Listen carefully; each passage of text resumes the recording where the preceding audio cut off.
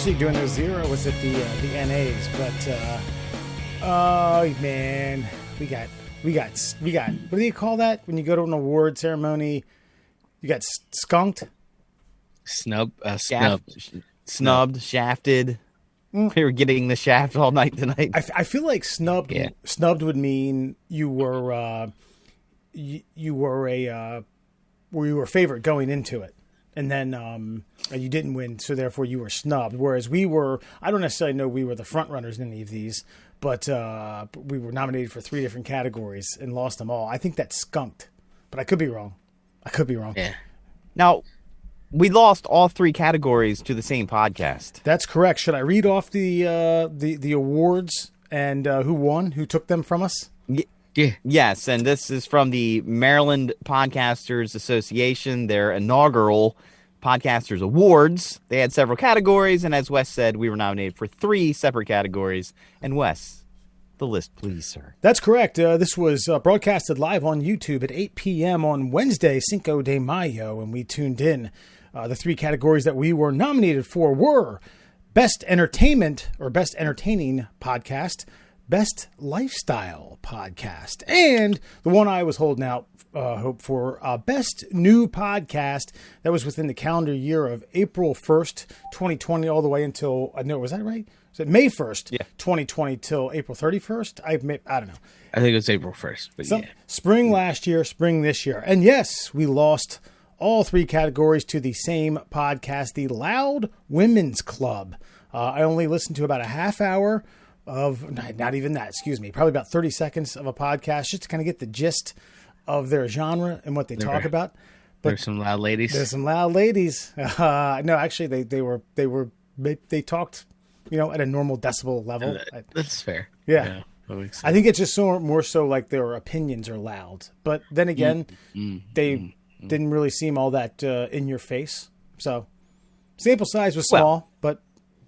Well, they're clearly doing something better than we are. You know what they're doing is this is where, okay, men are the crabs in the pot, okay? We're the ones that every time one tries to claw its way out, like other guys are like, you got to stay down here with me. You got to come back through the muck. You're not allowed to get out of here. But ladies, they will scream from the mountaintops. They'll go down to the bait club. I don't know where the bait club is. Doesn't matter. They go down to the bait club and say, hey guys, the Loud Women's Club is up for an award. Can you guys go vote for us? Oh, and all the ladies will just spring into action to help the other ladies. I'm telling you, that's what happened. Fucking women know how to rally behind a cause. So I don't want to be terribly disparaging, but I am going to burn down a tampon factory in protest.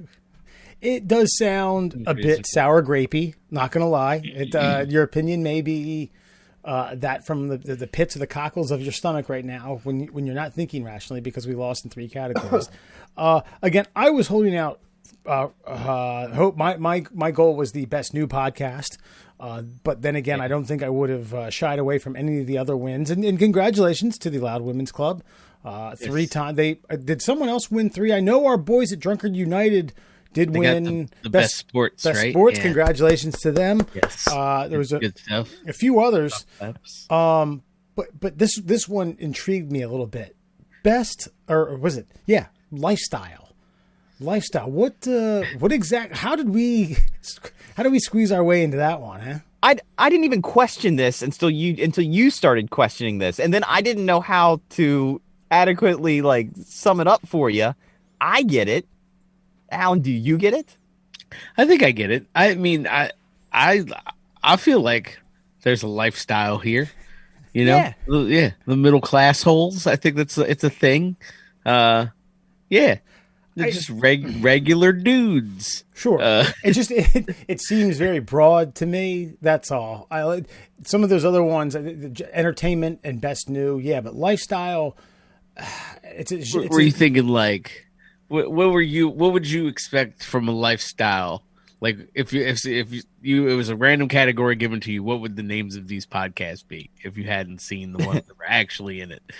What makes you think lifestyle? Yeah. The gay man's knitting club. Yeah, is it very specific? Is it lifestyle. Is Yeah. Is it kink stuff? Just leather gimps? That kind of lifestyle. Is that what you're thinking? I think it has more so to do with the quote, like I can't define, what is it? I can't define indecency, but I can point to you when I can point it out when I see it. Okay. I think it kind of falls under that category. I think we talk about such a broad spectrum of topics to say, yeah, that's a lifestyle. Might be a bit of a stretch, but hey, again, if we had won that, I'd have gloated about it. I'd have been like, hell yeah, we have lifestyle. Look at us. Look at these. I'm wearing a fucking Corona jersey. Alan's got a new hat on nearly every week. You could just you could airlift him to any show. Kind of the same. You really, if you just cut us out, you really never know which episode it is. That's right. If Murr's just there. Whenever I'm going through clips of old shows, I go by Wes, your shirt, and usually Alan, I go by your hat. And I'm like, okay, oh yeah, that's when Wes was wearing that yellow shirt. Oh, there's the Callahan Auto shirt. Oh, okay, I know which episode this. That's the thing though. I'm the Ernest P. Worrell of podcasting. If you ever had to like get like a still frame for me and just put me in any show and just have me frozen up in a corner somewhere, I got you covered.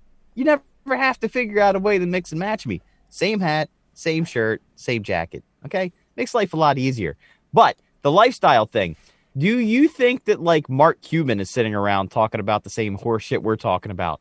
Is Mark Cuban throwing out 3-and-out questions with his bros, having a few beers? Is he reading off of a fucking did you know fact calendar and discussing the points, the finer points? Or is he talking about Bitcoin and Dogecoin around the table with like high-end liquors that we can't afford? Yeah, I understand what you're saying. So we live a bit of a random lifestyle. Middle class lifestyle. Middle class lifestyle, man. Yeah, but with an asshole twist, an asshole point of view. I just thought like now I'm getting it. Oh my god, I've been doing this thing for like how long now? 15 months. We've branded ourselves, and now doors have opened. Like we're basically the average Joe's gymnasium of podcasts. That's where we need to be. Yeah, you hear instant messages coming through in the background. Yeah. We've got bootleg clips from this and that. Yeah, we have a fake Colonel Sanders. Yeah, we sometimes put QAnon and controversial titles in our things that get us booted off of platforms for a second, but we figured it out. Yeah, our theme song is about a guy who wants another fucking cheeseburger. Yeah. You've got to listen to that whole song. That whole song is great. My buddy down in South Carolina wrote that song like probably 15 years ago now. It's world class for a guy sitting in his bedroom producing that all by himself and playing every instrument. Yeah, that is money. I mean, I enjoy it. It's very us. It's very us. And hey, what did you say when I said that about 2 days ago about the lifestyle one, and you made a Seinfeld comment? I just said it's like trying to explain what Seinfeld is about to someone, and everybody's like, oh, it's a show about nothing. No, it's not. It's about the lifestyle of these turds in New York City. Now, everybody loved Seinfeld. Not everybody, but like I'd say like 75% of the country got Seinfeld, understood Seinfeld, and loved Seinfeld. Can you imagine how the people in New York City felt about Seinfeld? I mean, that's our life. It's on TV. Look, you're like George, which is the quintessential insult that you could ever give someone. Very Costanza of you. Yeah. Yeah. Well, the original premises of it was how a comedian comes up with his content. That's what the idea of Seinfeld was. And then you could kind of tell after like season 2 or 3, it just starts. It's Larry David just thinking like, okay, how more ridiculous can I get? Yeah, how much more bullshit can I put these people through until they cancel us? And then they didn't. That's right. And they just kept going. But the beauty of Seinfeld, it's actually written like a comedian's joke. The very last, like right before it cuts to Jerry doing stand-up at the very, very end, it's the big callback of the show. Everything somehow finally links together right at the last second. Yeah.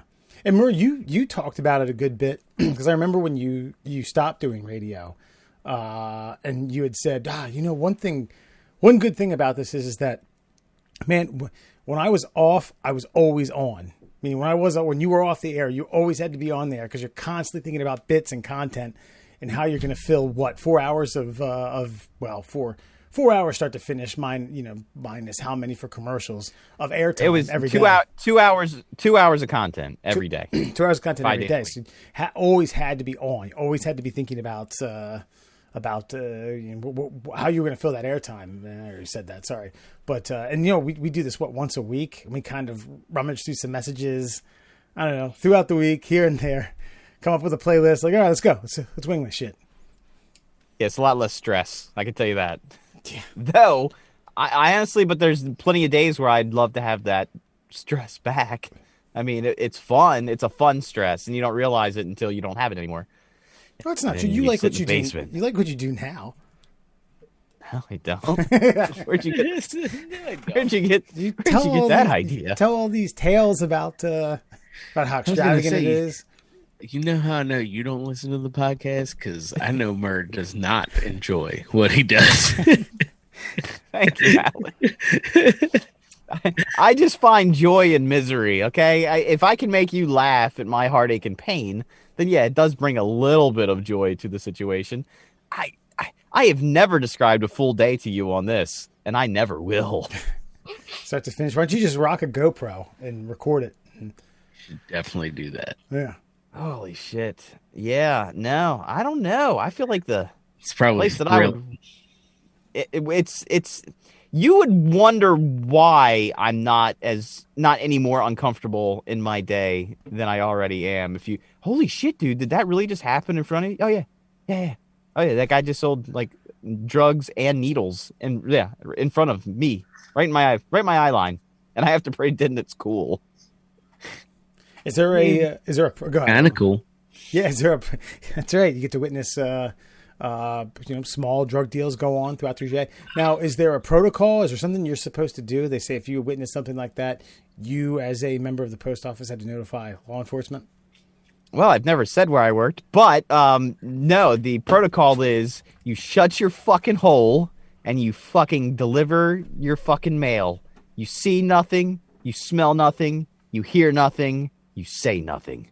You move on. You know why? Because tomorrow I'm back in that same fucked up neighborhood, and little Jimmy's daddy who went to jail because of me. Well, little Jimmy, he's going to get his first rap sheet after he fucking shivs me with a broken spoke from a bicycle on the side of the road. So no, that's the protocol. Keep your eyes locked on a mailbox and walk to it.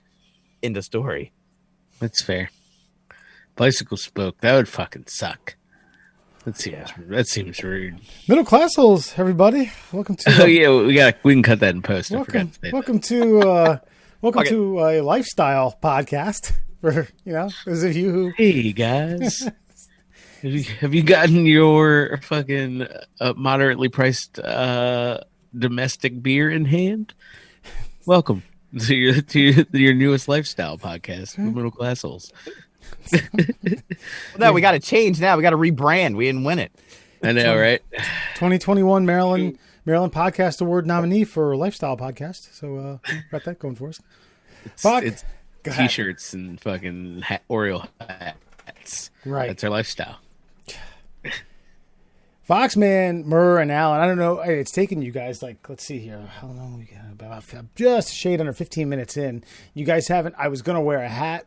I was actually going to let the part down this way and just let it, sit because I got my hair did about, 2 or 3 hours ago. But anyway, I got a nice Eric Foreman-esque zit right on my forehead. Yeah. And I opted not to cover it. I opted just to let the world see it. I don't know if you guys can tell. Oh, no, never mind. I was going to say, you can't even see it. And then you move the hair and yeah. Yeah. Wow. At first you didn't notice it. Well, yeah, I was trying I was like, oh my God, that looks terrible. And, because, I check myself out before we get on just to make sure I look okay. I was like, I'll join in solidarity with you. I have one right under my eyeglass line. I don't know if you can see it. But yeah. Not me. It's starting to go away. So yeah. Clean and clear, baby. Yeah. One day, I think we'll be clear skinned. This is like, the scene from That 70s Show where Foreman always gets a zit prior to getting his yearbook picture taken. It's the way I felt. The way I was like, oh God, it looks terrible. So, but I said, you know what? 38. Fuck it. Show it off. Let others laugh at your pain. Murray, you can feel me on that one, can you? Yeah, well, I can tell you now. I will trim one for you. I'll mail it to you. I cut off about a 3/4 inch ear hair the other day. Whew. growing like right off the nub too. It wasn't like inside the ear. It was just straight. Hey, here we are now. Enjoy this for the rest of your fucking life. Yeah, that's solid. You gotta get the whole bush as you age, and get like that tuft of white hair that comes out of your ear that just passes the nub. And you're like, you're proper old. I'm screwed because I have to trim these caterpillars once a week, or they are unruly. I measured it. It was 2 inches. I had a 2-inch hair in my eyebrow one day. I'm like, somehow all of a sudden, like, I got like a piece of Andy Rooney's jeans as soon as I turned 38. It just started sprouting out of me everywhere but where I want it. Nice. Still 0 chest hair. I'm as slick as an otter in the water. Huh. That's funny. I don't know that I would have guessed that. Not that I'm giving it much thought, but I wouldn't have guessed that. Yeah. Nothing. Yeah. Not a thing. Just smooth. Why don't you gotta get you some hamburger meat, bro. Flash that off at the pool. Get you like a slip and slide or a crocodile mile for your backyard. Fucking videotape you just whisking down that fucker. That'd be good. Yeah, there's something else I can get painfully hurt on. Yeah, let's do that. Just buy it for your son. And woo, everyone get out of the way. Come on, man. Yeah. Now, I remember having one of the original slip and slides, and it didn't. I bought him one about 2 summers ago, I think, and they are so much fancier than we ever had. That's for damn sure. Like there's even like a rubber seal where you put the garden hose in. I just remember the original slip and slide. You plugged it in, and then there was just a little stream of water that actually came horizontally out of the slip and slide. Now it's all the way down the seam, the outside seam of the slip and slide, and it like sprinkles over onto it. But I can remember coming in and having like these almost like scars from where just the creases in the slip and slide had no water on it and were just like tearing into your flesh wherever the slip and slide had a minor crease in it. Yeah, they're just, these kids today will never know pain. I stayed away from them though, kind of even in my youth, because I believe like the first time I ever really saw one, I was like, well, there's clearly a rock under there. Someone laid this down improperly, and I feel like a lot of people are going to follow suit in my lifetime when I go to a party, and they're just going to throw this bad boy down and not fucking do any kind of fucking recon on what's underneath, and fucking people will die. That's how people get impaled. That's how you break tailbones. Yeah, no thanks. Yeah, I'll stay away from slip and slides in general. Has it been like that forever? Yeah, I mean, I might have done it like once, but no, I can't really because I do vividly remember being like, that's a rock. It looks like a rock. I don't even think I can mistake that for anything but a rock. Okay. So I was like, yeah, this is unsafe. Me and my brother. So we had a slip and slide and a crocodile mile. So we used to like butt them up against each other in the side of our yard. That's how you do it. And we'd have some neighborhood kids over during the summer. I remember this really well. Alan, have you met my mother? Yeah. Okay. Yeah. Murr's met her many, many times. And Murr, how many times do you think you've seen her mad, like legitimately pissed off? Oh, I mean, probably me. I've probably seen it more, but I mean, it's a decoding mad, and I read the room really well. Uh-huh. So I think I've seen her actually like angry, like 5 times, but only like vocalized it 1.5 times. Okay. Like yeah. So her getting pissed off, she was more of a Professor X. She used to just make you feel bad about yourself. She didn't need to fucking scream and go ass over tin cup crazy and terrify you. She just, she made you feel worse than you already did, and that's the way she handled biz. But anyway, she came home for lunch. We butted the slip and slide up at the Crocodile Mile for 25 feet of sliding, slippery action, and she was leaving for work. She's like, "Hey, when you guys are done, turn the hose off." Yeah, you got it.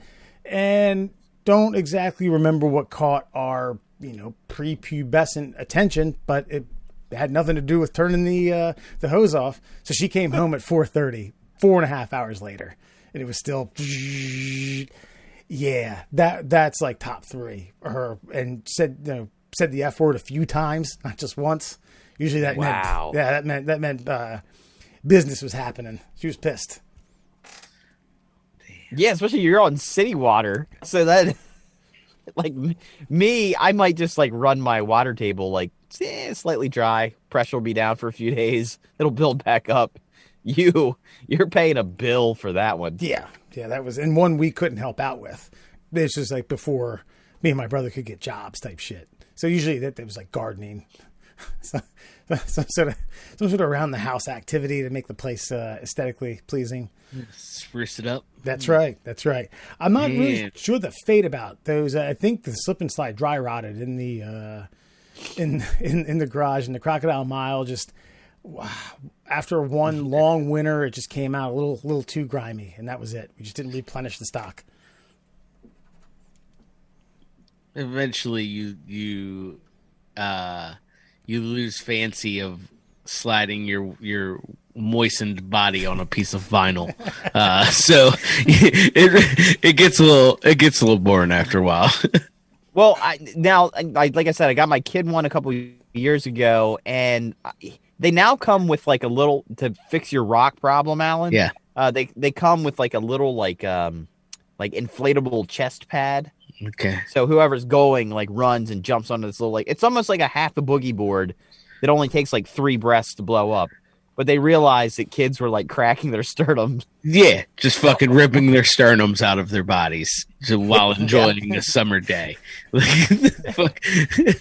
It's terrible. It's so dangerous. As soon as you said Rock Allen West, I thought about this. Of all the backyard football games that we played down at the Perryville Elementary School, and I can remember getting tackled, and like right next to my eyeball, there was like a half a beer bottle, like broken, just like sticking up out of the ground. And I'm just thinking, like, I was half an inch from like a life-changing experience. Yeah, I think Alan's right. More recon needs to be done with backyard activities. That's all I'm saying. Like, I just remember seeing it as a child and being wise enough to be like, that's not going to be good. Someone's going to get hurt.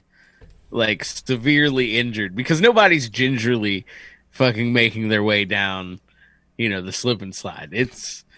You can get yourself a good fucking 40-yard dash in and have at it. Yeah. Fucking. So, yep. Nope. Stay away from them. This is actually just, you got me thinking about honky-tonking around as a child, doing water sports, and then that little, would you say a half a boogie board? What were those things you learn to swim with that they're like what's that? Kickboard. Yeah. So you paddle with it. There was one of those floating around the Frignos, and we were bouncing off the diving board, trying to do cool tricks, like you're skateboarding or something like that. And I jokingly did one where I don't exactly remember what I did, but I put the board under my rear end and kind of butt flopped onto the onto the thing. Well, listen, hold on. So this guy Ray, I'll leave it at that. Murray, you know who that guy was. He opted to do it and put it under, and somehow got his nuts trapped on the board, and kind of like belly flopped onto his nuts. He's like kind of floated around the deep end for about 20 minutes. Oh.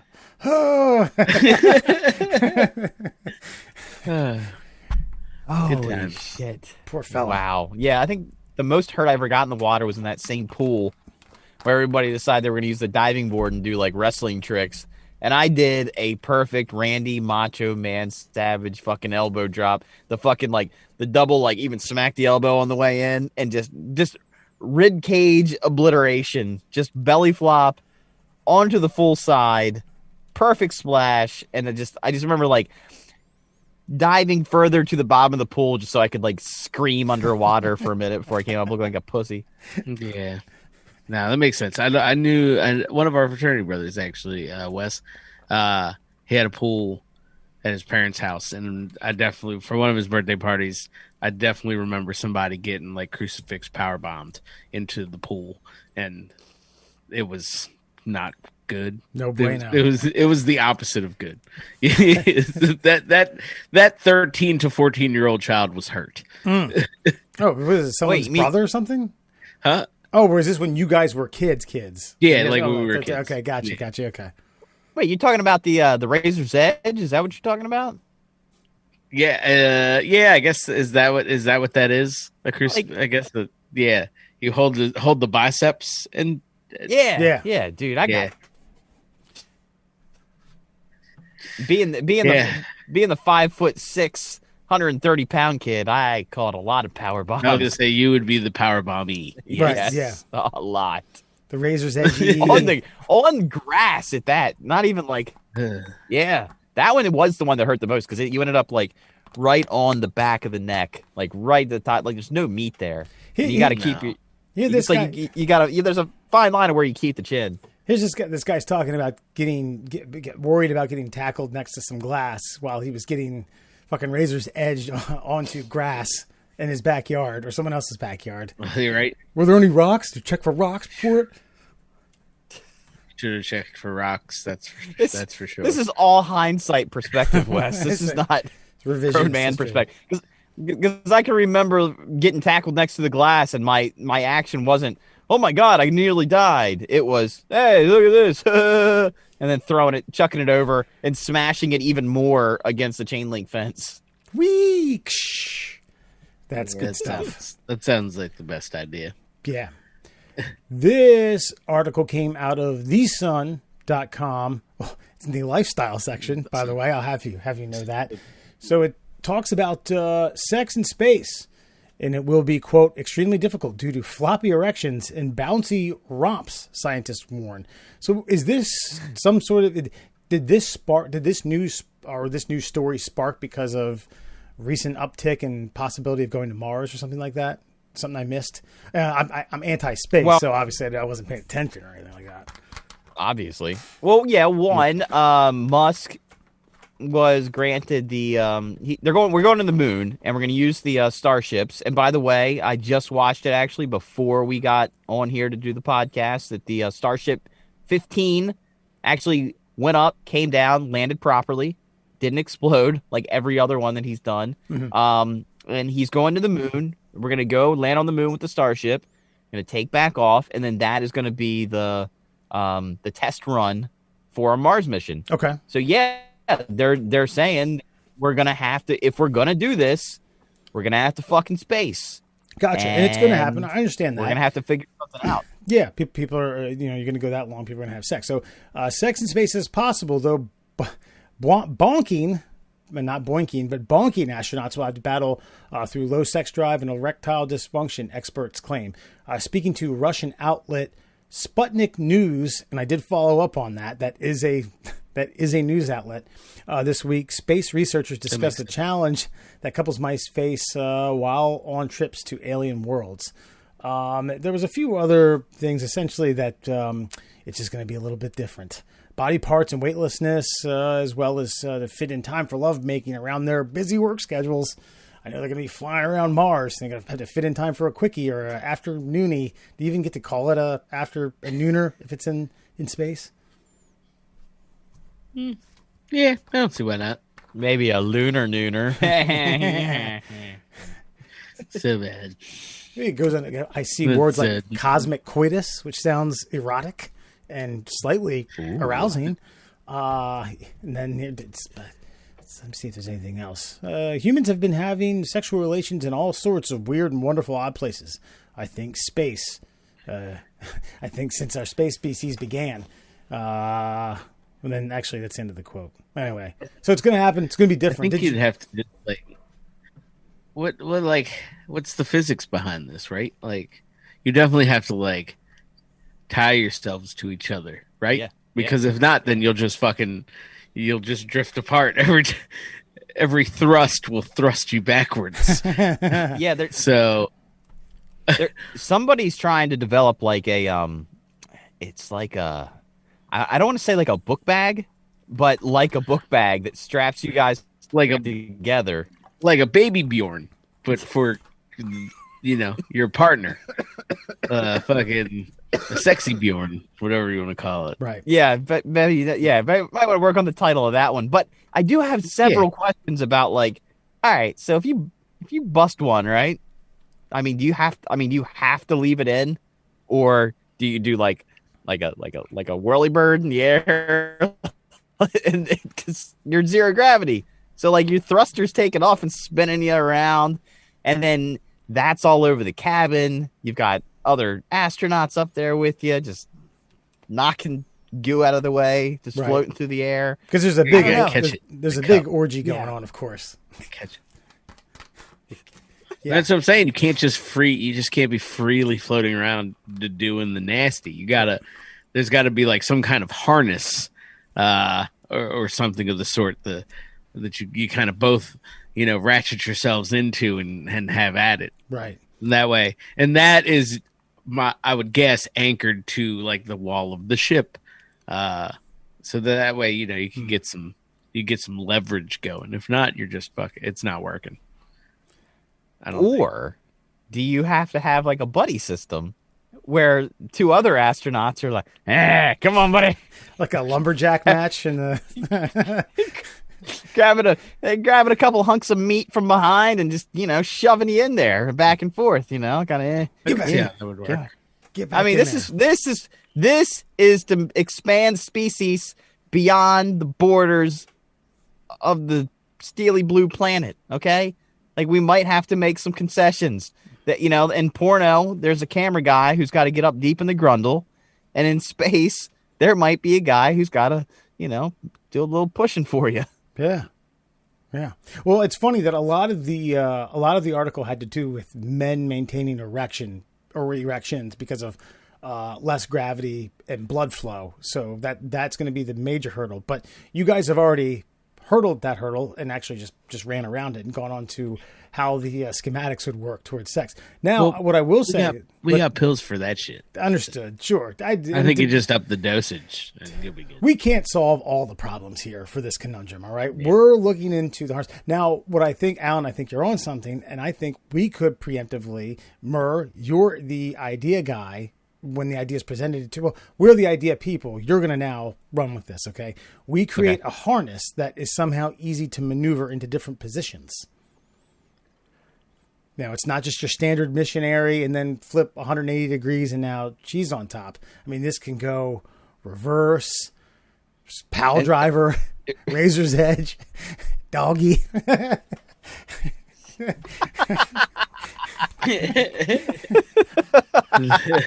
The old razor's edge.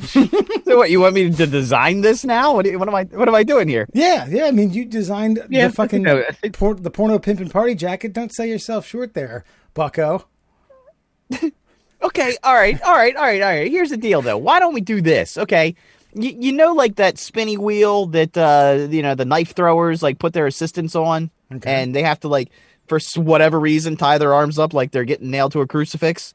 Why doesn't the male astronaut just get tied up to one of those? Like Alan said, you up the dose, you juice them full of Cialis and Viagra, and throw in.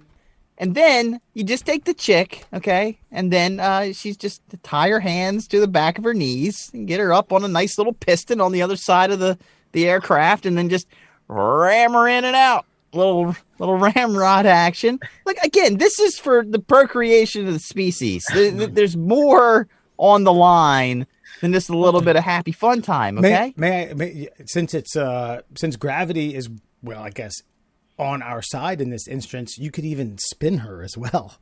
So not only does she... Why do you think he's tied to the wheel? You just give him a good... Yep, I was going to say that, like, I like your idea. The wheel makes some sense Someone needs to be stationary is all I'm saying. And then like you don't really need to get as elaborate as a piston. Like if he's tied down to the ground, you just give her some straps, like some handles, and she could just pull herself down. I mean, it's a little bit of a shoulder workout, but it's it's space. There's less resistance. Gravity's on her side. Yeah. Here's the thing. If you just give this problem to the good folks over at Pornhub, they'll have it solved in a week. Because people are going to want to see some zero-G space freakiness. It'll happen. They'll design it. They'll have it done. They'll have 40 videos up before you even blink your eye. Yeah. We will repopulate the porn stash with zero-gravity sex before the dawn of the next day. The gang at Reality Kings would get this done fucking so quickly. The acting for Astro Hose. Astro Hose. I've already got it. There's your first line. Good stuff. Well, we solved that, and good luck. Are you ready for re-entry? well, that's done and dusted. You're welcome, NASA. Just doing your jobs for you over here.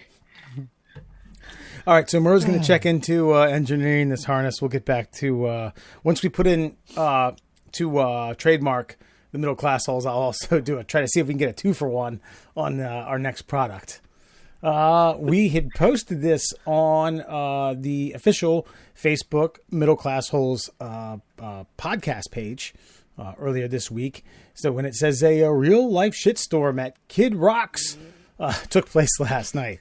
So according to @ScanNashville on Twitter, the call came over the Metro Nashville police radio last night for assistance at Kid Rock's big ass honky tonk rock and roll steakhouse on Lower Broadway. Fuck, that bar name is a mouthful. Seems as though there was a man who was stirring up shit at the bar.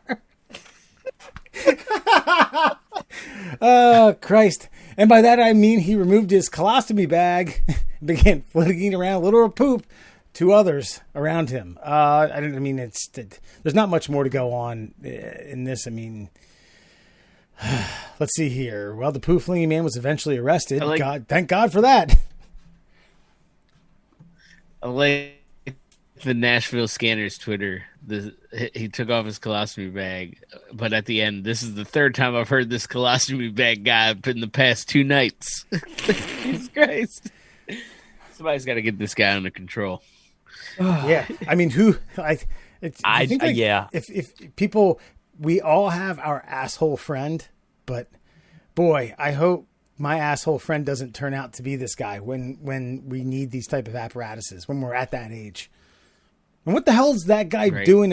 All right, again, I'm assuming it's an older person. Did it give his age in the big ass honky tonk rock and roll steakhouse? Yeah, that's what I'm curious as to what he's doing hanging out there. At the single greatest steakhouse on the planet? I don't know. He's just trying to get some fucking grub and spray some shit on people. Yeah, I feel like all criminal charges should really factor in where they happen. Like a fist fight drunk at a Waffle House, it's a misdemeanor. You know what I mean? You go into the situation knowing what's going to happen. It's kind of like, oh, you saw a titty at the strip club? Duh. Like, there's no public nudity, what do you call it? Citations at a strip club, because that's what you're there for. I feel like if you go to Kid Rock's wacky tacky honky tonk steakhouse, you should expect to get a little bit of colostomy poop in your mouth, and that's just part of the adventure. There's a marketing professional that was like, "Yep, that's the name. That's what we're going with. Put it on menus. Get it the fuck out there." Holy shit! It's insanity. I just want to know. What moment calls this exuberant action of ripping the colostomy bag off?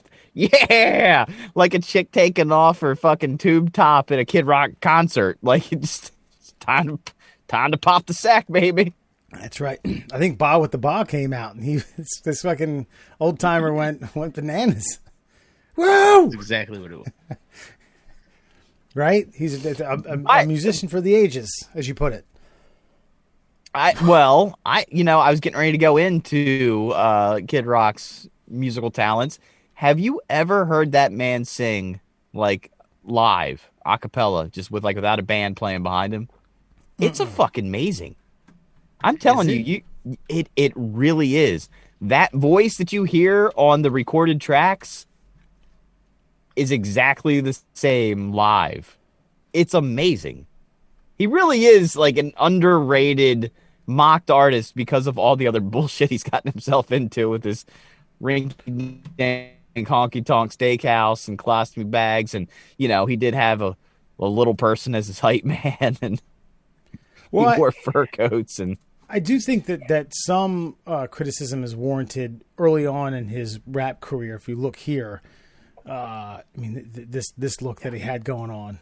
So, just food for thought. Yeah. Well, you know what? Speaking of food for thought, he's not exactly begging for meals these days. So who am I to criticize? No, Christ, he's got the honky-tonk, winky-dink, podunk steakhouse on Lower Broadway, Nashville, Tennessee. Nashville. It, supposedly where men pull their fucking colostomy bags out and whip them around like they just won some pinball machine. They just got third place on The Rock's SmackDown pinball. Like, people say Nashville's cool and all, but this doesn't make it sound cool. it's certainly a black eye for that comment. Yeah. And the fact that the town has a Kid Rock's honky tonkin' fucking steak and bacon fucking whatever it's called. Yeah, I think that loses a lot of its street cred immediately. Well, the fact that there is one of those in your fucking town. Are there others? Is it a chain? It doesn't sound like a really chain. Just stuck on the steakhouse, quite frankly. I bet it's a good time with a decent steak. Okay, I think. But my question to you, Wes, since since we've established that you're the one with some anger issues as of recent, so you get colostomy bag goo on you at the Kid Rock Steakhouse. Yeah. So obviously the person who has gotten colostomy bag particles on you has some serious medical issues. How do you then handle the situation of getting shit on you from a obviously handicapped in some capacity person? All right. I'm assuming I have time to react before security. Yes, you have carte blanche. Okay. I'm giving you carte blanche. There's a 5-minute window. 5 minutes. My thought was within a minute, someone from security's coming and fucking, yoking this guy up. Now, if I have 15 to 30 seconds and no one else is taking the initiative, I'm putting a hand on the back of his neck and a hand on his belt line and throwing him in face first into the table and holding him until security comes. He hasn't. I might smear his face on the table just a little bit. I feel like smearing his bag into his face is the proper response. But I mean, you got to think, this guy's already gone through surgery. He's had his large intestine retract through his body to his chest area. And now you're going to go and grab him by the belt like Al Bundy throwing a Kelly Bundy boyfriend out the window and shove him into the fucking bar stool. Well, yeah, now that you break out the Al Bundyism, it does seem a bit aggressive. I don't know, man. I just got shit flung into me. What am I supposed to be like? All right, everyone, quiet down. The guy's got some issues. This will handle itself. I'm sure security's just gonna casually escort him out. Yeah, security's definitely gonna handle it. I can tell you that. Me personally, if that were to happen, I would maybe want to fight the guy, but the minute someone else's poop hit me, it would just be just me fucking vomiting all over. I just vomit all over fucking the honky tonk steakhouse, all over my ribeye. Just fucking nope, no control. Pretty sure it's just sirloins at the Kid Rock Steakhouse. As a matter of fact, sir, I am looking at the menu. What do we got? What's the most appetizing? Oh man. Well, I mean, it's funny to me because I wonder if it's printed like this, but like right at the top is house wines, which seems odd, right? But some beers, your general fucking cocktails. And then you get down to starters. Got some chicken wings, got some nachos. There's some steakhouse chili, of course. Potato skins. think the guy with the colostomy bag was serving up the steakhouse chili. Yeah, right. But from the grill, check it. They got an 8-ounce filet, a 14-ounce ribeye, a 14-ounce New York strip, and then a 32-ounce or 36-ounce tomahawk ribeye. Ooh, yeah. So one of them big boys. You know that you can get it smothered. How much is that? $100? It doesn't say.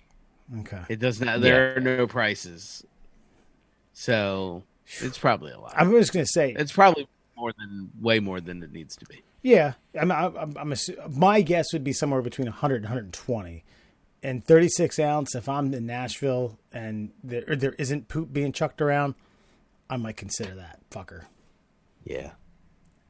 Why don't they do for the dads, like at fairs, like a fucking and I'm not kidding, like a deep fried fucking tomahawk chop where they leave the back end of the bone out so it doesn't get super super hot. So that you can just walk around like a caveman and just munch off that motherfucker. Probably because you got to charge them $120. I don't care. And I don't know about you. When I go to fairs, I'm trying to get multiple items on a stick, not like $120 piece of meat on a stick. I know, man, but 16 corn dogs, maybe a Snickers. I always look for the turkey leg, man, because I don't know what fucking steroids they're pumping into these fucking farm turkeys. But I remember they had the chicken festival down in Salisbury because that's where the Purdue farms are, and I got a turkey leg that was probably bigger than my own forearm, and I just felt like a bad son of a bitch walking around with this fucking just giant hunk of meat just tearing bits off of it. So you can get those bad boys at the Renaissance Festival. Yeah. Too. Yeah. I've done While that. you're drinking mead. Yeah. I've done that. I mean, I think to Alan's point, I think you're a little bit limited in mobile fryers and refrigeration space. I mean, it's got to be cost effective. I like your idea. I like where your head's at. I think that would be fucking delicious, but it's got to be cost effective. Your net gain on doing something like that might not be what you're thinking. I was gonna say, yeah, you might be tossing out 36 ounce ribeyes, and that's not good for the fucking business model. Is all I'm saying. I saw a tomahawk chop at, believe it or not, at Walmart, because they actually do have really good meats at Walmart now, and they had a tomahawk fucking ribeye. I think it was $30, and I don't know, you put a $20 surcharge on that fucker, throw it in a deep fryer for a couple seconds, throw some seasons, some spices, maybe a little bit of pancake batter, say, fuck it, here you go, champ. I don't know, I'd pay $50 for that. I thought you were going to say I saw a tomahawk chop at a Braves game. I might pay $50 for it, but not at a fair. I think we're in the wrong setting. You know what I'm saying? Wait, fair food is obviously the best food that there is. Yeah, but like I said, I need it. It's like small bites. I don't gotta it would take me a fucking hour to eat that piece of meat. Why don't we dial it back then? Why don't we make it something for like a medieval times? Where it's a diner setting, you have about an hour's worth of fake entertainment in front of you. Yeah. Huh. I would totally watch fucking fake knights joust. I've never been, but I would do it. No, you haven't? Am I the only Murr? No, I've always wanted to go, but you know that I live out in the middle of bumfuck nowhere, so it's a hike to go pull something like that off. Right. Well, okay, so I went to one in Orlando, and it's because we're kind of the classiest city on it. Right after a long day of Mickey and Minnie, we had to really dial it up a notch and to go out to medieval times. But I will say it was all right. It was worth doing. I wouldn't do it again in the setting that we did it in, but if you have kids or something like that. The thing that did suck is the night that so they put you in color coded sections, and you're cheering for that night. And they come out and do a ceremonial whip around in front of everyone, try to get your section cheered up. Well, our night was out of it first. So it really kind of took some of the wind out of the whole experience. What color were you guys? I think we were green. I think. Yeah, that makes sense. Yeah. That's disappointing. Tell me about it. Tell me about it. As I sat there and cried and ate my chicken. I think my problem is I don't want to go to a Medieval Times because I don't want it to ruin the cable guy scene.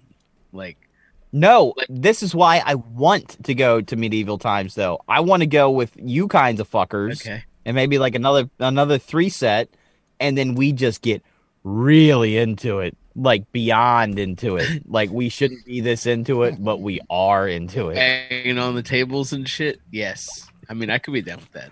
Mm-hmm. That's a totally different way to go with it, but I could be down with that. Well, there is one down here in Columbia. Or not, Arundel Mills rather. So we could certainly get in a reservation. We're all chipped up. Only the most authentic fucking medieval experience. That's right. And then maybe they'll have a suggestion box, and we can write "deep fried tomahawk steak!" ! At your local mega conglomerate outlet mall. That's right. And we'll watch us joust. We'll paperclip a middle class holes.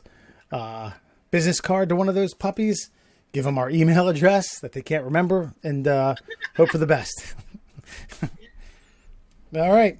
Well, okay, we're going to get to George Young and Bill Gates' divorce after a rebirth of an old segment, Murr. Oh, here we go. I wasn't prepared, and neither is Alan, because tonight, Alan, because we're doing this a day early, we can't do a Fun Fact Friday if it's not, in fact, Friday.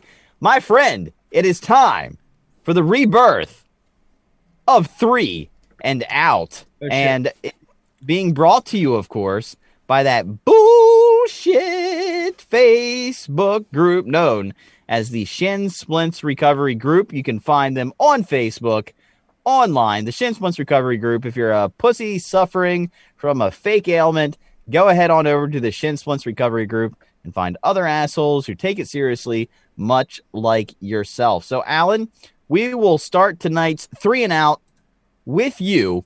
What would you do if you were suddenly given world-class hacking knowledge and ability? That's a good question. I think he would be Hacksaw Jim Duggan for Halloween. That's exactly what I was thinking. Nope. I would definitely find out I would definitely find the aliens, 100%. I would just immediately set to work on finding out where we're keeping them. I need all the documents, putting lots of stuff on encrypted thumb drives that I don't have yet, but I would get. Things of that nature. I think immediately I would probably commandeer some sort of remote vehicle. I don't know if that's a drone. I think we got some kind of remote subs now that they're not telling people about. Probably one of those. And definitely shoot a fucking large missile at a fucking country that at that particular time I deem inadequate. Holy shit. Okay, so the guy who's in charge of the Q report would become Q from QAnon. Hey, man, I went down that rabbit hole because I myself could absolutely orchestrate something like that. Or I would. I mean, I would try. You know what I mean? If I had the technical ability. It seems kind of fun. And to you, Wes, what would you do if you were suddenly given world-class hacking knowledge and ability? So, okay, I almost... World-class hacking and what ability? Just hacking knowledge and ability. Okay. Like, all of a sudden, Neo style, you now know how to use a computer to do anything that's available to do on the World Wide Web. Right. I thought you were going to break out a Hackers, the early 90s movie. Do you remember that shit movie? Yeah, before anybody knew what hackers actually were. Yes, I am aware. We've evolved. Okay, fair enough. So it's okay. World class hacking ability doesn't also give me world class evasive maneuvers of the FBI ability. So I think as soon as I start fucking around, no matter how good of a hacker I am, I think they'd eventually catch you if you, Well, but if you're world class, then you'd know how to like mask your VPN, and you know how to like, your IP address would just be blank. Like it's kind of like the guy who started the dark web, the Silk Road and all that. He only got caught because he fucked up his code and he left like a piece of his own personal information in the code. If he didn't do that, he'd still be a free man today. So he's not world class. Got it.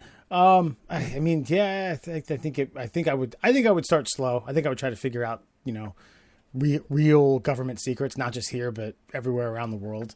Try to obtain knowledge and perhaps try to, over the course of, I don't know, a couple years, try to fillet that into some sort of bribery / political career. Man, you guys really went deep with this. I was good. Okay, I remember watching. We're going to work for the government, cover up their lies. Well, no, excuse me. I remember watching a documentary a few years ago where these guys, they were MIT graduates, and they learned the algorithm for Keno, but they learned it too well, and they ended up like winning their first 2 games by betting all 10 numbers and getting all 10 numbers. And the lottery don't fuck around. No. So what I would do if I had this ability is I would go in and I would figure out the algorithm for the Powerball or the Mega Millions. And I wouldn't play right away. I would wait until I got one big jackpot ready to pop, and I would use that algorithm to pick all my numbers, and I would pack all my shit up, and I would burn it, and I'd be done forever. That's what I would do with my hacking abilities. I think that actually wins. That's pretty good. I mean, that's definitely the smartest way to use those abilities. Mm-hmm. But just to see if it worked, But to see if it worked, maybe like go down to like different like podunk towns, like in other areas of the country, and just maybe tell homeless guys like, "Hey, you should play this ticket tonight and see what happens," and just change some fuckers' lives. And then, okay, the code works, and then maybe get them like pegged as the fall guy for my shitty algorithm. I like it. I like that this took a darker turn. Thank you. That's where it needed to catch up to ours. So framing homeless people after stealing millions. I'm with. Or maybe we put up live stream webcams in spaceships as they're fucking, and put that on a website. Could do that. We have to come up with the harness first, though, or else it's just going to be a shit show up there. And I would use my lottery winnings to design that harness from start to finish. Booyah. I'd use it myself. This is passion project. He's very passionate about it. Question number 2, Wesley. If you could become 3 times bigger or 50 times smaller at will, which do you think you would spend more time as, big or small, and why? I think I'd probably probably just smaller, just for less recognition. I think the only time I really would want to be big is to be, brute force or seen. You don't want to be like constantly pointed at. And Andre the Giant lived a fucking pretty crummy life when it came to being mobile and being recognized and having his life. He had to shit in a bathtub. He had to sleep on these like custom made beds, custom made clothes, everything. It's be a little smaller, 50 times smaller. Yeah, but you could do it at will. Like he only had to shit in a bathtub because he couldn't shrink down to shit on a toilet. Yeah, right. Well, I mean, you asked me. I think it makes more sense only to be. I'd probably spend my time being 50 times smaller. Yeah, no, I'm not saying I disagree with you. I just felt like your logic for why you wouldn't want to be big was a little flawed. That's all. Alan, what was? Could you repeat the question? The wording sure. again. If you could become 3 times bigger or 50 times smaller at will, which do you think you would spend more time as, big or small, and why?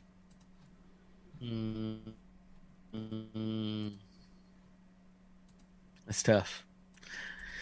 I think practically smaller makes more sense. It's probably more useful for me. I could probably do more nefarious things as a 50 times smaller person and get away with it. But as a small person in real life, I'd be lying if the allure of becoming 3 times bigger? Yes, 3 times bigger. So, at any given time. I mean, that makes you like 16 feet tall. Yeah, that's what I'm saying. And I'm assuming I stay fairly proportionate. So, yeah, like I could just cause some damage just to start fucking like stepping on cars and shit. And fucking, no, wait, could you be? Yeah, could you be 3 times larger all the time? No, it's at will. Right? Yeah, but like I could do it and then not shrink down, right? I'm saying like we could be like a really good basketball player, or Yeah, we could do that. Well, no, I mean, think about that. No, I mean that brings up a good point, Wes. Like you could be, let's say you're what, you'd be 18 feet tall, so you could like play your game as an 18-foot tall person, go to the locker room, shrink back down, and just you look a lot like that Wes Fox guy, but he's just fucking giant compared to you. But you could be his twin if you were 15 feet taller. Why do your critics sound like wise guys? Because they bet on the games, but they're kind of dumb. They got good information, but they're just morons. Fair enough. No, but nice. I do agree with you guys. I think smaller is the way to go. I mean, think about again, the sneakiness. You do have to beware of small animals, rodents especially, trying to take advantage of you when you shrink down to that size. But, I mean, look, it's at will.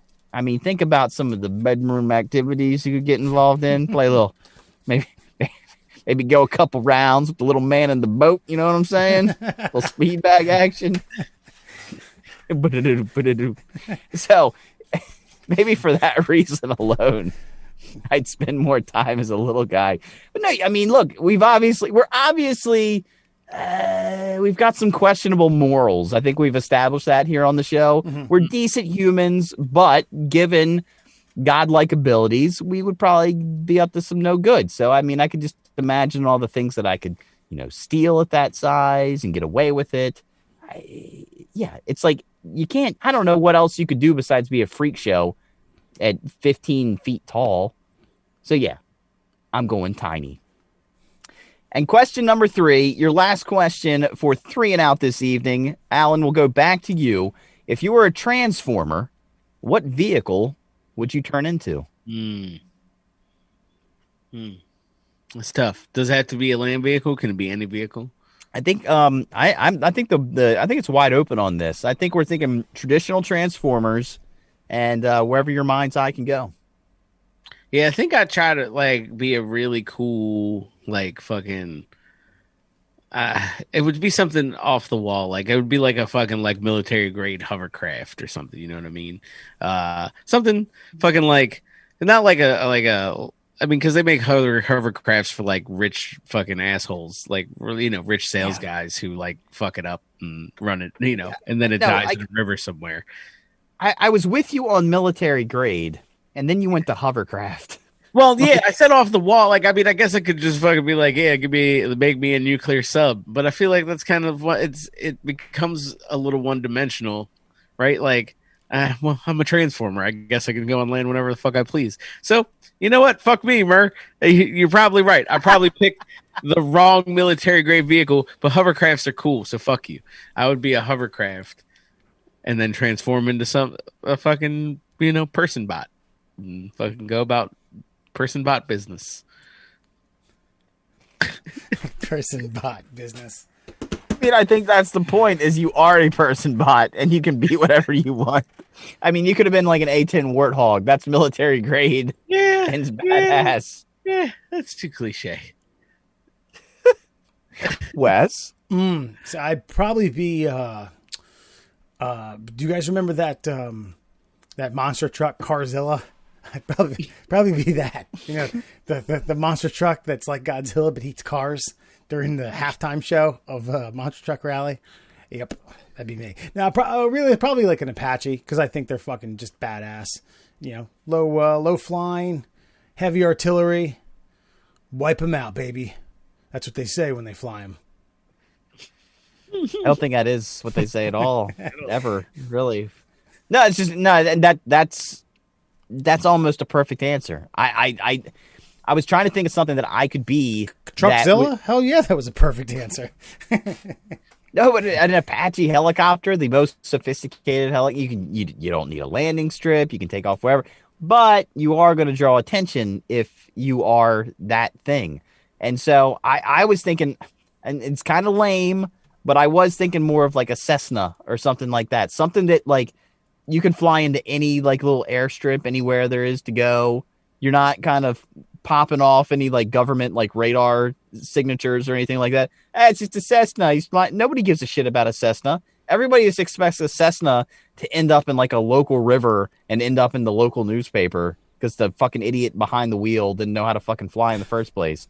So just for anonymity's sake, and because it's cool to fly, you can get from point A to point B in a fast amount of time, I'm going to go with a fucking pussy-ass Cessna. Nice. The most vaginal Transformer there could be. That's right. By the way, there was a whole Transformers episode about a Cessna where he fell in love with a woman, and he was very emotional. And I can't remember the fucking Transformer's name. He was red, and he was a Cessna, and he was a pussy. And I picked him. They talk about what they couldn't do today, what they did 30 years ago. They couldn't produce that today. Oh, they couldn't air that today. Oh, they couldn't make a song like that today. Oh, they can't write those jokes like that today. Think about 30, we're talking like mid to late 80s. Yeah. So 30 plus years ago, there was a cartoon written about mechanicality. What is, I don't know. Bestiality was where I was going with. Yeah, Okay. Well, anthropomorphic is when you humanize animals. So mecanthropomorphic. I'm going with it, right? But think about yeah. They couldn't write that today. A fucking semi-living Cessna falling in love with a woman. God. What are they teaching as a these Saturday kids? morning cartoon, by the way. Why don't you just grow up and watch wrestling like the rest of us? God damn it!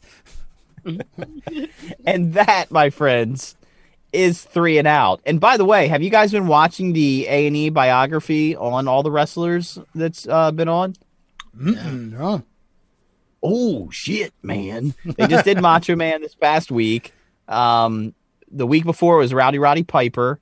And then it kicked off with Stone Cold Steve Austin. It's these folks at A&E know how to make a goddamn documentary, man. It's just good shit. So that's my recommendation of the week is, get in on that. Oh, thank you for that plug. We will watch, maybe. I'm just kidding with you. I'd like to give a very warm and rest in peace from here at the Middle Class Souls 2A1, George Young, a drug dealer who was part of the Medellin cartel, who helped push millions of pounds of cocaine via Pablo Escobar through the 70s and 80s, popularized by Johnny Depp in the role of I don't even know how they came up with this name, Blow. But George Young passed away. Did you guys hear about this?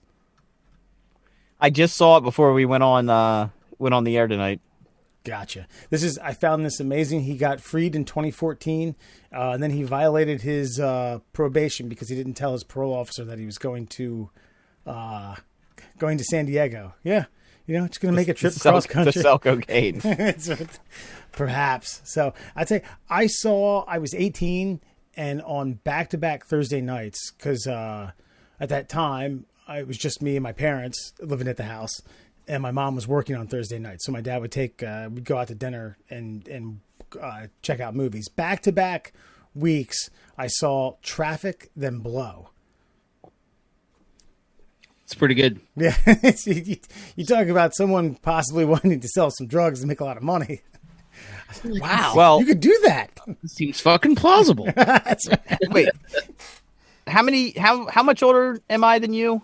Oh, 4? I mean, ish. Yeah. How old are you guys? Okay, so you said you were 18, so I was 19, 20, 22. Okay, so I remember going to see Blow at the movie theater, and let's just say my eyes were a little red that evening, and there were so many cops staring down people in the line. I don't know what they were thinking, because, like, I would think that cocaine isn't exactly the drug you want to do to go watch a movie. And so I guess because of the nature of the film, they expected everybody to be all fucking like yoked out of their minds. And it just wasn't the case. It just made a lot of people very paranoid. And I did not enjoy the first 30 minutes of the movie. But after I calmed down, I was like, that's a pretty good flick. I like that. But I do have to say, in classic middle class holes, eulogy fashion, we're so good at doing these. What do you call it, Alan? Tributes, eulogies. Did you say eulogizing? I did say eulogy. Yeah. So tributes. We went for George Young, a glorified cocaine dealer who possibly helped make Pablo Escobar one of the most powerful cartels in the entire Mexican drug lord family. Mm-hmm. And we left out the fact that Michael Collins, the third man to achieve the lunar landing back in 1969, also passed away, but we also passed over him. Yeah, we were just like... I was getting to him next. Coming up. Fucking... So it was right here. Wrote it down. Did he have a fucking cocaine movie? Because I don't recall that one. Yeah. Was there Apollo 3? No.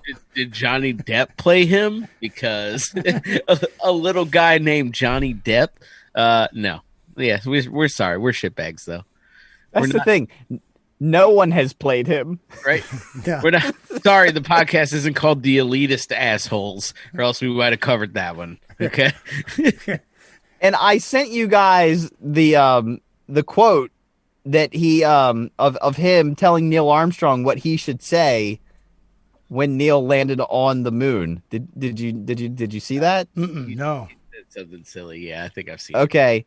So for those that are unaware, Michael Collins was the one of the commanders on the original Apollo 11 moon landing mission, and he's the one that had to stay behind while Neil and Buzz went to the moon. And so Neil was asking advice, like, well, what should I say, when I finally step down? It's a big moment in human history. And so when Neil Armstrong was pondering what his first words on the lunar surface would be during the Apollo 11 landing, command module pilot Michael Collins suggested, if you had any balls, you'd say, "Oh my God, what is that thing?" and then scream and cut your mic off. God, I wish it would have happened. That would be so good. I wish it would have happened. That's better. I mean, one small step for man. I mean, that's iconic. But come on, your opportunity to fuck something up. Really good too. The conspiracy theories we would have had. If yeah. Actually, what was that? It was so good. Yeah. What happened to him? You guys ever see there's a Bible thumping moon landing denier who's like following around Buzz Aldrin and he just fucking cold cocks him? I have. Yeah. Buzz is like 80 years old and fucking like pops the shit out of this guy. Super satisfying. He gets a good hip rotation too. Like he fucking really. I think his hands are full too. I think, and he has his assistant hold his stuff. Like hold this. Boom. Yeah, it is gratifying. Would you put your hand to this Bible and swear that you were on the moon? Boom. Oh God. Put my hand to your fucking chin. Shit. Oh shit. All right, real quick before we get to where you can find us, at one time world's richest man, now I think he hovers between 2 and 3. Bill Gates getting divorced, no prenup, big mistake. Yeah, I mean, yes, but I mean, when he was getting it in, and they first got when did they get married? Was he broke? I don't know. I don't know. 25 years. They were at Microsoft when they were pimping Microsoft. Yeah, but he wasn't fucking Bill Gates yet, was he? Yeah. So no. It is what it is. It's the luck of the draw. You know what I mean? She hung with him though for a while, and now she's gonna take all that money and like feed African children, and fucking do whatever people who get billions of dollars from their fucking significant others in divorces do, which I assume is absolutely nothing. That's what I would do. Well, bottom line, I think Bill Gates worth $127 billion. Yeah, so, you crank that down to 75. I mean, what are you going to do? You know what I mean? How are you going to eat? Well, I was going to ask, like, okay, do you think he sets the bar low and says, okay, I'll give you $1 billion and this house and that house are yours? And then does any sane person turn that down, or do you have a lawyer that's like, no, hell no, you don't take that. You go for half. I mean, it's like, okay, $2 billion in the houses. Okay, $3 billion in the houses. When do you get to a point where a person like that, I don't know how old she is. I'm assuming she's Bill's age, which would be what, early 60s? Like, you got to enjoy that a little bit. Got to take that money and go. $1 billion. At that echelon, okay, you could... I don't know how much lawyers could bleed off you in a long divorce proceeding, but I think this is one where you just go in, you shake hands, you sign the contract. You got 8 houses, you get 4, I get 4. Which ones do you want? Maybe you haggle over that, which ones you get, and then you just say, half the bank account's yours, half the bank account's mine. It's over. Just move on. The thing that's going to be weird is the Bill and Melinda Gates Foundation. Like, I mean, they're still going to work together, I think. I don't know. I think here's conspiracy theory, Q report. I wonder if some of this Epstein shit with Bill hanging out with old Jeffy, maybe she knows more and it's like, I can't live like this. I can't live this lie, Bill. All the shit he said about vaccines and stuff.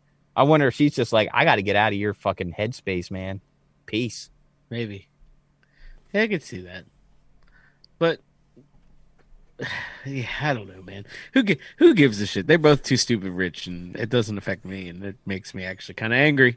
That now, like, not that she wasn't a billionaire before, but now she's just going to be her own billionaire, and that angers me. There's another billionaire now. And I don't want to sound like a sexist asshole or anything, but this means that she's going to become the second richest woman in the world. Yeah, that's true. Right behind Jeff Bezos' ex-wife, who became the richest woman in the world. Also was like, give money.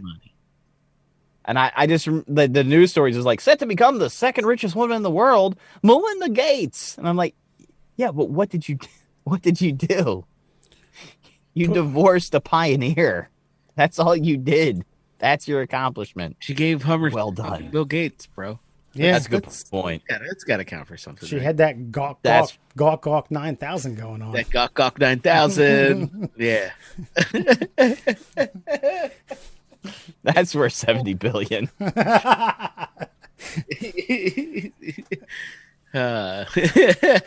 That's good stuff. Well, shit. I'll tell you what. I'll raise my hand, Bill. If you need a substitute, I'll take 5. Shit. Well, if we had any new listeners, we may have lost them with that last bit there. So, but you mean Harford County Living, the audience for that podcast doesn't really cross over? Well, maybe the loud women will have something to say about it. Sorry, guys. So, for those who happen to stick around for the entirety, Alan, where can you find us? Oh, you can find us on social media places on the internet, such as Instagram and Twitter. Our handles there are at MDL Classholes. And you can find us on Facebook at The Middle Classholes. That's The Middle Classholes. That's right. You need the, or else you don't find us because Facebook sucks. Also, for your listening pleasure, you can catch us on Spotify, Apple Podcast. I almost said iTunes. Boom. And Google Podcasts. Thanks, guys. Follow us. Listen to us. Maybe email us. What's the email, Wes? Oh, fuck the email. Fuck the email. mdlclsholes@gmail.com. He's got it down now. Yeah, I know. I wish he didn't. I do want to say this. If you could, I'm asking you, please go to Apple Podcast and leave a review. Like literally write words. Yeah. I know that's a big ask, but go to Apple Podcast and write words and write our podcast, and that will really help us to beat these loud fucking women next year. Thank you. Well, we can't get into the best new podcast. Our hope lifestyle. I want the best lifestyle. We already blew our wad. Yeah, it's got to be lifestyle. We got to start making like merch or something. That's right. Yeah. That's right. Just really get in there. Really like fucking tea cozies and shit that people do not need. I think that's our wheelhouse. Shit. Oh, well, that's okay. We swung. We struck out 0 for 3 tonight, but we'll get back at you one more time. What do you got? We definitely forgot. Fucking the Orioles threw a no-hitter. The first time in like 30 years. The Oriole bird? So take that to bed. That's right. John Means. Yes, the actual Oriole bird. John Means, first time in 30 years, and then first one complete game since 1969. So yeah, we're not going to say too much, but someone didn't properly drop to their knees to block a curveball and really fucked up the perfect game. Sorry. Whoops. Coulter strike. Oh, all right, folks. Good night. It's snatching at it for.